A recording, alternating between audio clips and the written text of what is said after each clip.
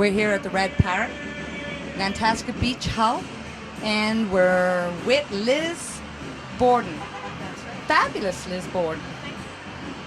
Give us some insight on what you're doing now. I'm playing in the Liz Borden band, which is no connection with Lizzie Borden the Axes, just happens to be my name. And I've got Seth Kellogg on guitar, John Kokas on drums. We have a fabulous, wonderful friend helping us out today, John. And normally we have Kelly Johnson on bass, but she's on vacation, and we didn't want to not do this show. You're normally an all-girl band. No, we are not. Not No, this band. Not this band. The So, old original band was all female. Lizzie Borden the Axes was all Yeah. female. Liz Borden band, it's 2 guys, 2 girls. 2 guys, 2 girls. Mm-hmm. What are you going to do tonight? Liz Borden band songs, and 2 Lizzie Borden the Axes songs actually. We're going to play a couple Lizzie Borden the Axes songs. You don't do cover songs. We are doing 2 covers. Yeah. Is that on the list? Oh no, stick that in somewhere. Okay. We're going to be doing 2 covers.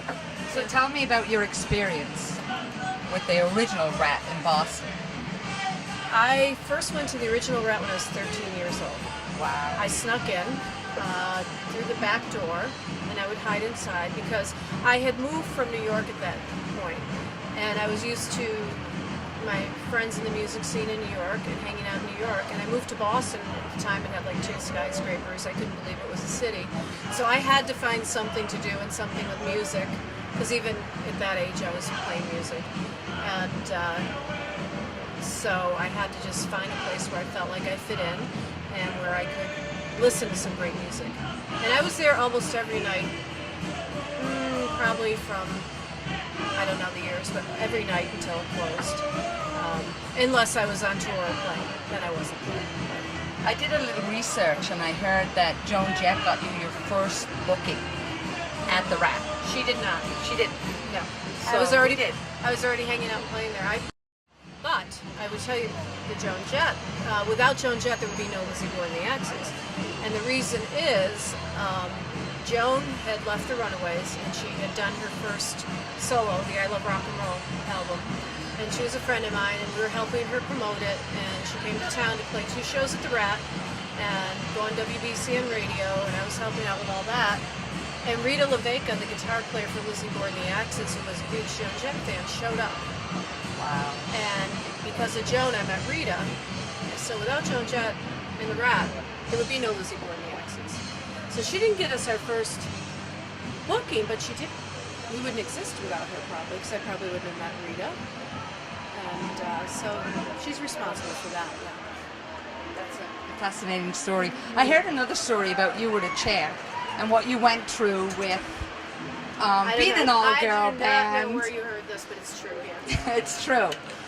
Bouncer, what did he do? So Lizzie Borden the Axes, and I couldn't tell you what year it was. And I used to be a little wild back then. Would fight at the drop of a hat. You know, carried a little couple weapons. That back then everyone carried knives and they had spikes on their wrists and stuff. Until people got guns and knives were no good. I'm unarmed tonight. That's a good thing to know. A few years later.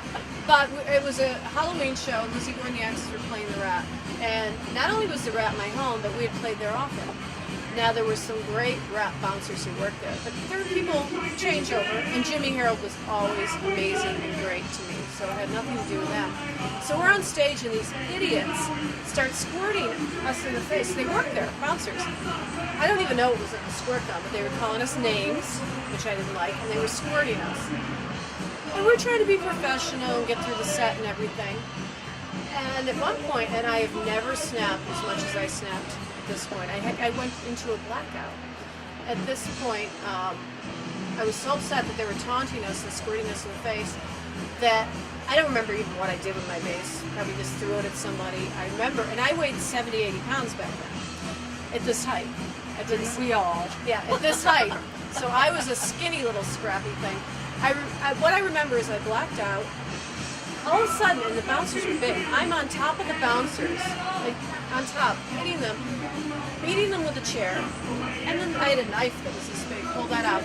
Luckily, my friend Bug Syphloid, Doug Quintel from the Syphloids, All I remember is somebody grabbing me around the waist and pulling me out the back door. And I thought for sure I'd be banned from the Rat. I thought I would never go in there again.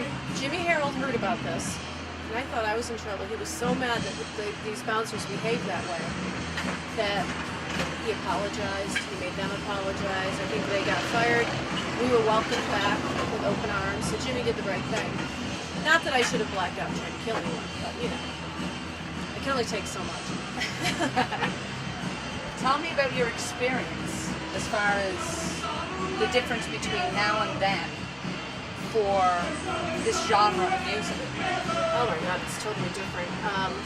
Is it accepted more now?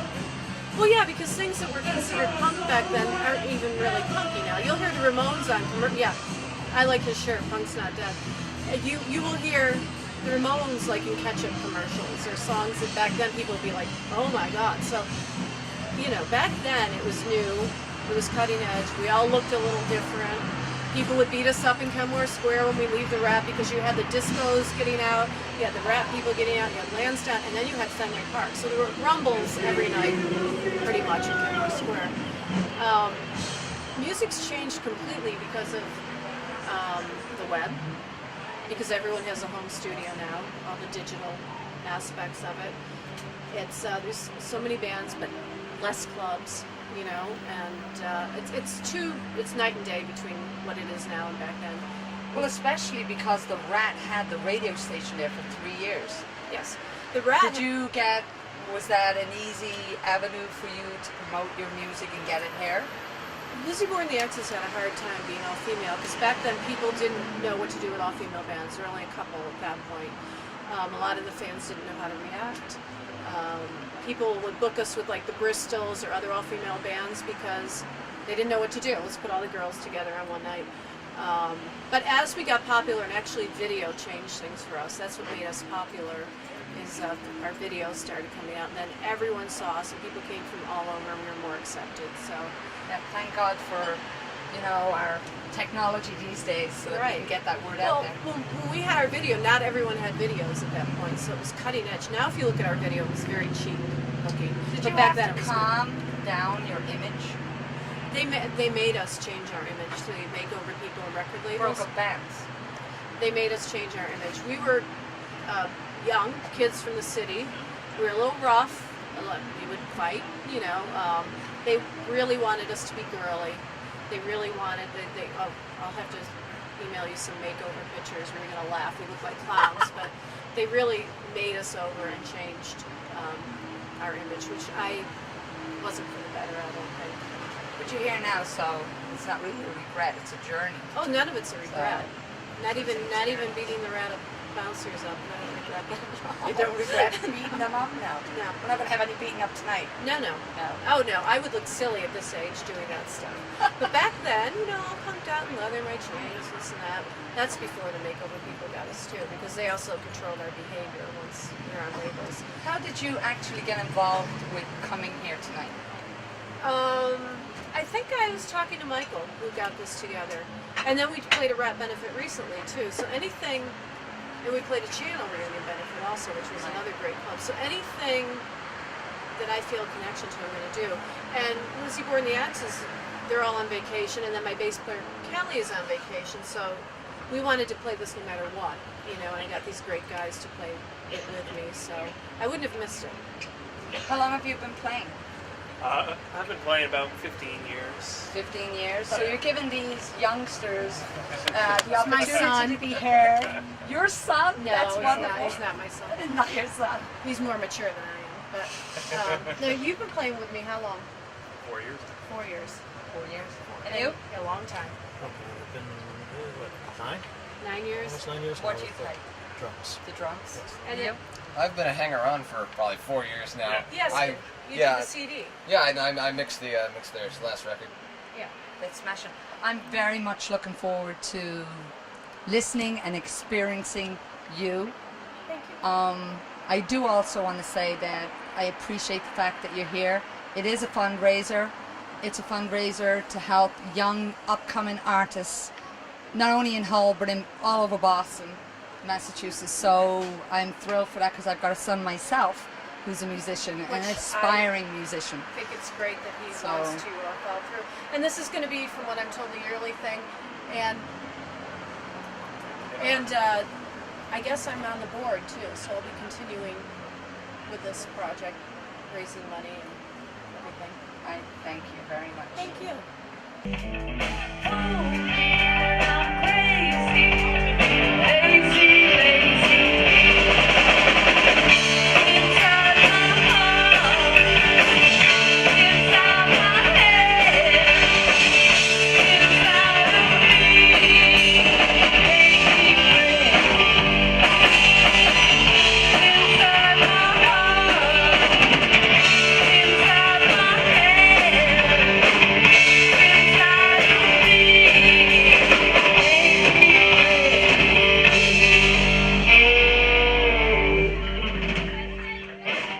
Get a lot more than most people thought.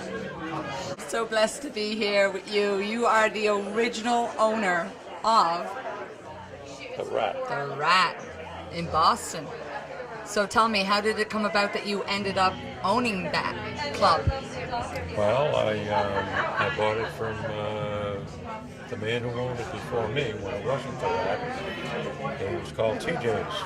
And I ended up buying that back in 1973. And I started the business from there. So, Now, you were telling me earlier, I think I got it right, that you actually worked there prior to owning it? that I did. I worked there and when it was TJ's, and unfortunately had the unfortunate circumstances of being fired. And well, you know the American story. American Story. American Story, wow. Let me tell you something. How do you feel about tonight? I mean, look at all the bands that have come together, that you've, not only the legendary ones that have become famous, like The Police and all the rest, that you've opened your doors to and allowed them share their talent and their music with. But now this that's occurring here at the Red Parrot, how do you feel about it? Oh, I'm really surprised. It's quite a pleasure to see, you know, the Rat name continued, and you know, it's pretty cool. It makes me, I feel uncomfortable, comfortable. It's amazing. To me, it's just amazing. But for the musicians and the people that I guess really cared a lot more than most people thought.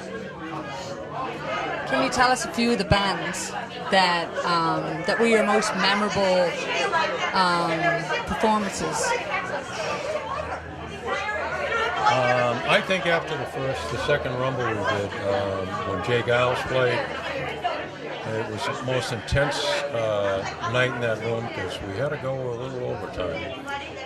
And they were a bar band that just knocked everybody dead. You could hear a pin drop and they were ready to play. It was unbelievable.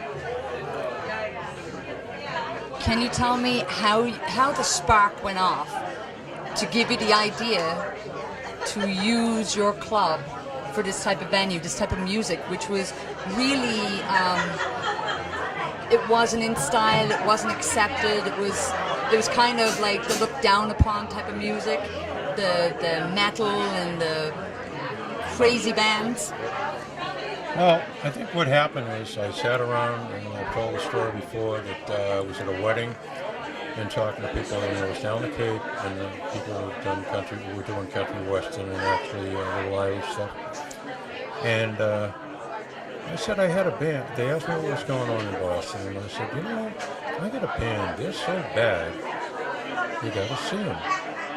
And that was really the start of it. It was just like, that was entertainment. People came to see that. And then it evolved into the punk scene and going forward, you know, new music, and it was just fantastic. Do you stay in contact with many of the bands? I mean, I see that Liz Borden was here tonight, and she rocked, and the Count rocked, and how does that feel to be around those artists that you helped share their talent and their music? Well, I haven't seen a couple of these people in quite some time. It's really nice to see them, and I think it's really nice. And people come up to me, and I hate to say it, but what's your name? But then I'll remember. They say their name, I'll remember who they are, and what band they played with mostly. Will you be back next year for our annual Rat Reunion and Scholarship fundraiser? I hope so. I really do. I think this is really a great thing, and especially, the scholarship thing. I think that's a pretty cool idea. Glad that you're a part of it. I think they're going to start playing, so I'm kind of going to cut us short. Have you got anything else that you'd like to end with? No, let's see you here next year. Wonderful. Thank you very much. Jimmy, the legend.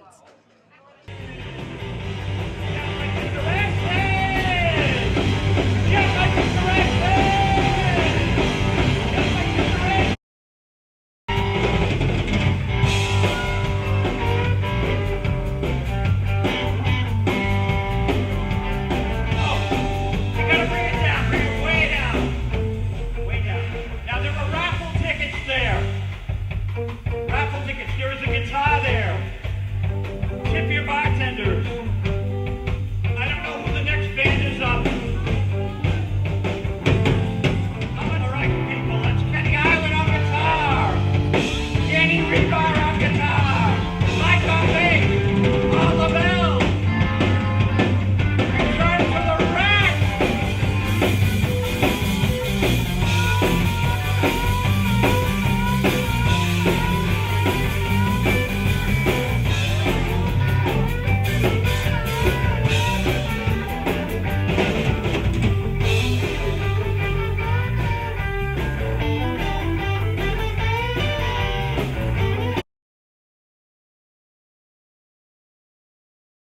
Is there anything else you'd like to say? It's always the... No, no. What do you want me to say? You, Oh, okay. I'm not going to you're getting a little drifty. I'm like, he's asking me. Okay, We could put that on as a... No, that's The for blooper, the call it blooper the section, blooper, yeah. No bloopers. Oh, you're crushing me. Give me a hug. You helped put this together, Mark. Oh, no, that should be the ending right there.